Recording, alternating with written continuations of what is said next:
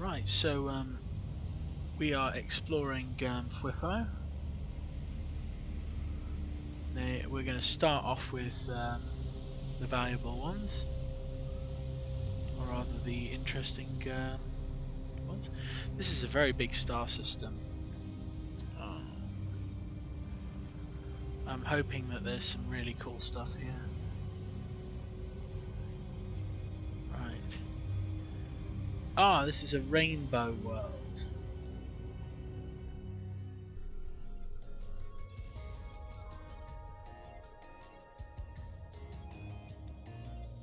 Right.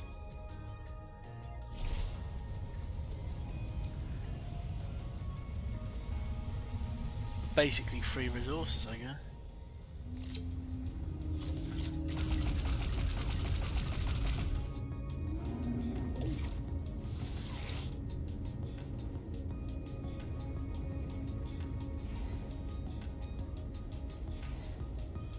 There's something on the planet's surface as well.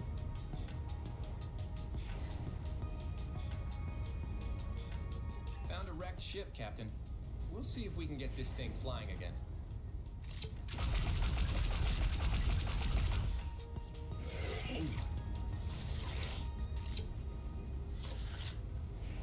Oh my god, this is so much in terms of resources.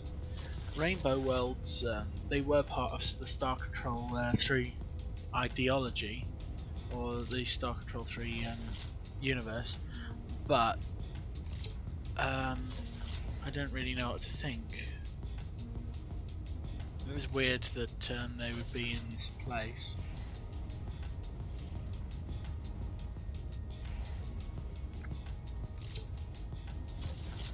Still, you know, Rainbow Worlds having a large amount of powerful resources, that was a Star Control 2 thing. There's a special reason for them as well, which was discovered in Star Control 3. And I believe that's that the precursors were using them for some sort of weird purpose. I don't know whether or not they're going to have any sort of major holding on the outset of the game. I don't really know.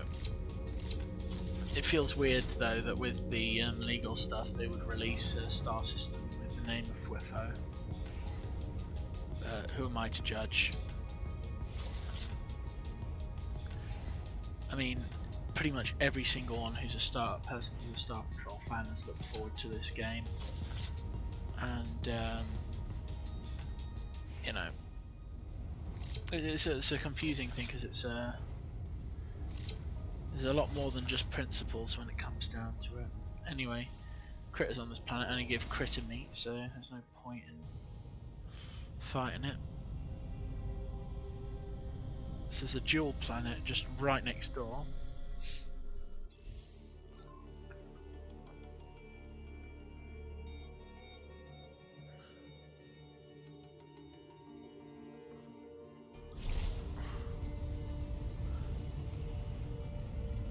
Okay, this is bizarre.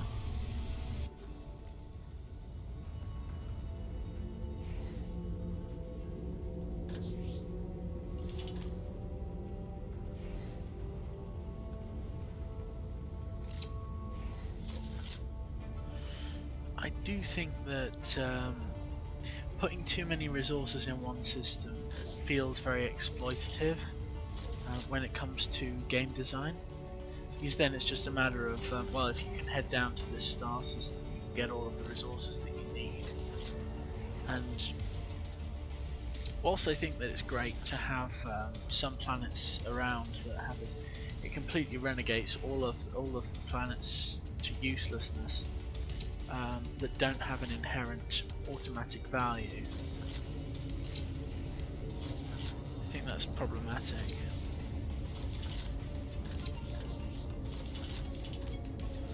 I really hope the rest of Fwiffo isn't this overpowered.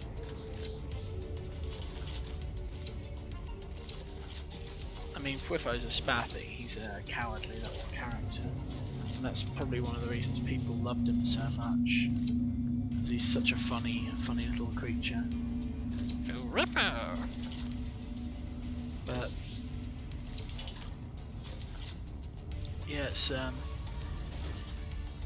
I think that, to be honest, when they were making this, by having a war with Fred and Paul, they were kind of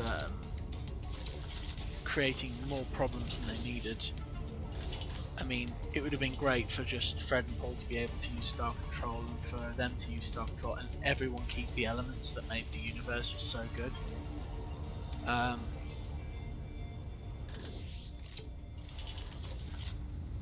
mean, it seems pretty obvious to me, at least, that the thing is, things could just be talked out properly by everyone sitting at a table and you know, discussing things legally. It's like, for example, when I've wanted to use stuff from the game Star Sonata in my science fiction series that I'm making, I just contacted the boss, Jeff, and I said, "Look, Jeff, can I use some of the models from Star Sonata?" He says, "Yeah, sure, that's cool." It's that simple, you know.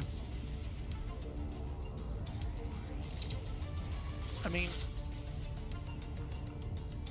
I'm just thinking in terms of being a fan of the Star Control franchise. You know, it's something that you need to definitely think of. Right, so that was a ridiculous amount of resources that I've just plundered in Fwiffo. I've just been to 2 planets here. It's absolutely disgusting. Right, let's find out what's on here. Right, that planet's called my anus.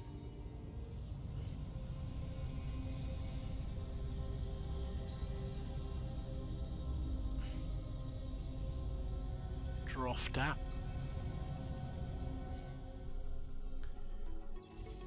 Right, nothing particularly valuable there. Yawn yawn.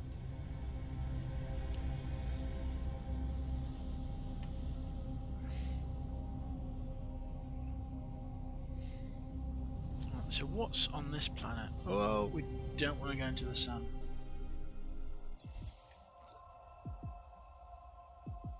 Right, so there's an unidentified object. I might be able to get there. How many crew deaths per second? 0.32. If I ran for it, I'd be able to get there. Whatever it is.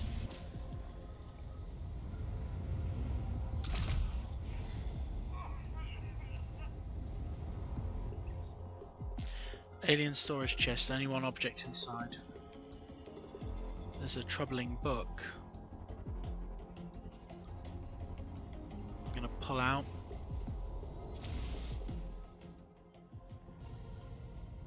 Okay.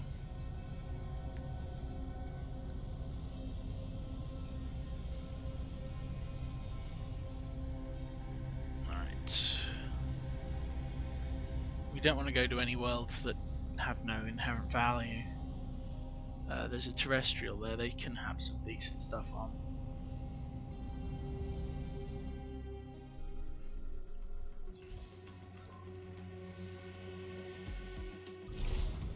I mean, the stuff in this system is disgusting in terms of resources.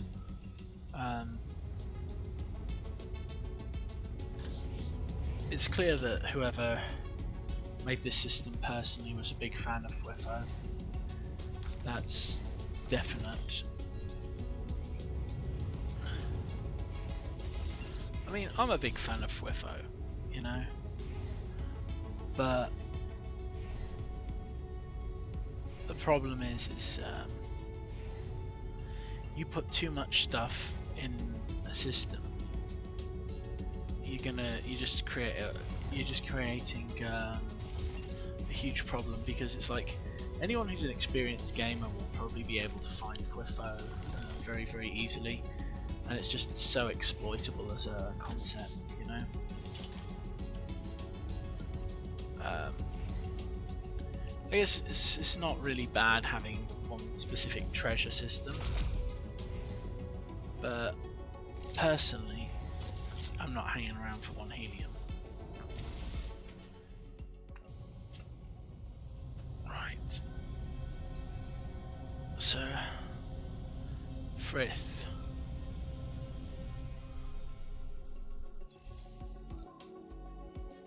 Yeah. So there are some things that need to be properly assessed. So if we go out a bit, that's a halide world. I don't think that they've got particular value, but definitely no value there, which is a tragic shame.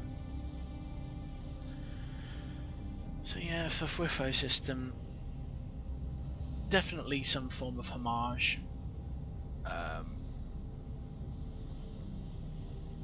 I think that this kind of resource mine is overpowered, though, personally.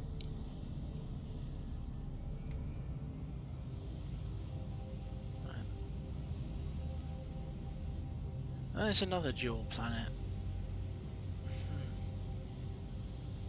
We've got a terrestrial there, and a desert up there. The terrestrial will be good. I don't know.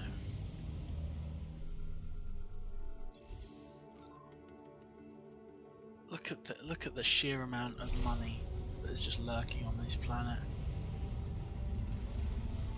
This is unfortunate.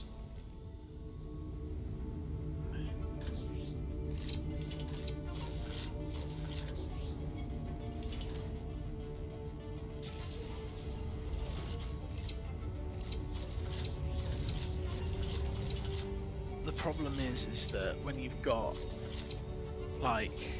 when you've got planets that are so full of resources like this, why would anyone go anywhere else? They just might as well look up some form of wiki and just you know, get all of the resources. I sincerely hope this is the only system in the game that's got this, because it honestly feels like an exploit. Problem is it basically allowed me to just play and do the story if I collect the resources. And if I don't collect the resources in this way, then there is a problem with it. And that problem is basically that I'm putting myself at a massive disadvantage. I think it's absolutely tragic to have this kind of planet just open. I think this one's not so bad because you're having to do a real run around for all of the different resources, and it does feel more like you're adventuring through it and earning the resources, if that makes sense. I mean, all of them have been a bit like that, but still, I'm pretty sure that I'm not the only person who's found Fwiffo and felt, well, one rainbow world would have been good, but what's the need for the other stuff, really?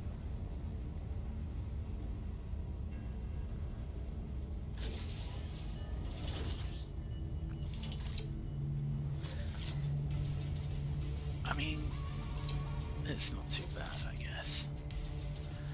I just,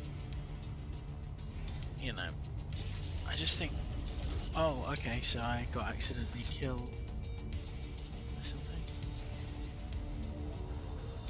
Alright. Okay.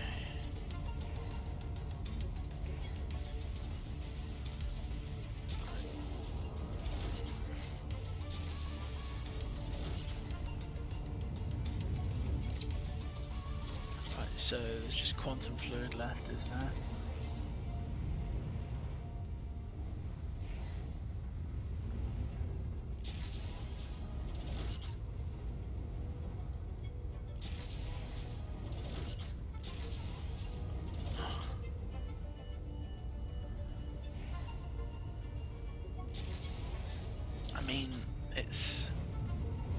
It does feel mildly exploity to go to this one, I'm not gonna lie.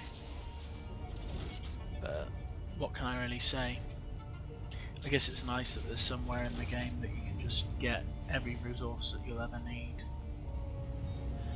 No challenge whatsoever.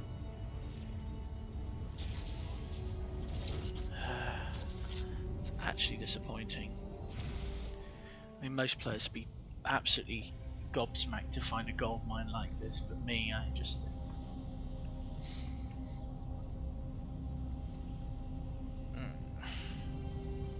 I guess maybe I'm just getting old. You know, that could be a problem. So it was the terrestrial planet. Oh, there's a crystal one there. Let's go to the terrestrial one first. So many resources.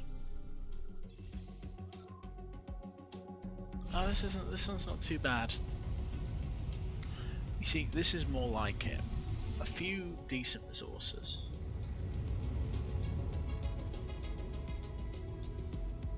It actually feels like you're making a difference when you're collecting resources on a planet like this.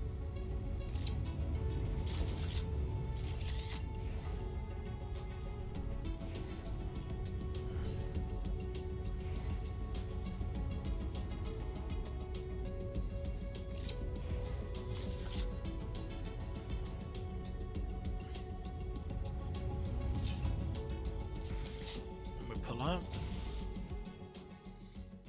1519. Ah, it's a crystal world. How many billions of resources will be on this?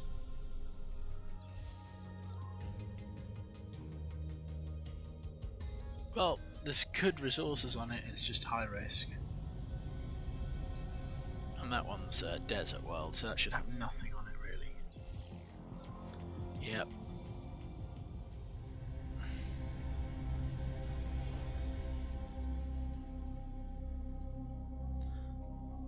So, autopilot to Kruger B. That's where we'll finish off. I really can't believe that they've put so much blind stuff in Fwiffo.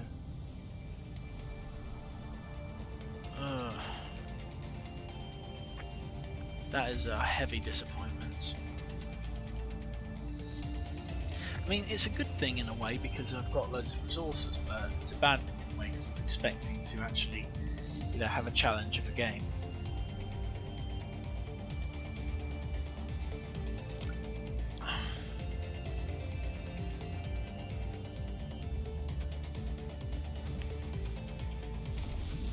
Right, so we're in Kruger B, and we'll find out what's here next time. Catch you in a bit. Bye bye!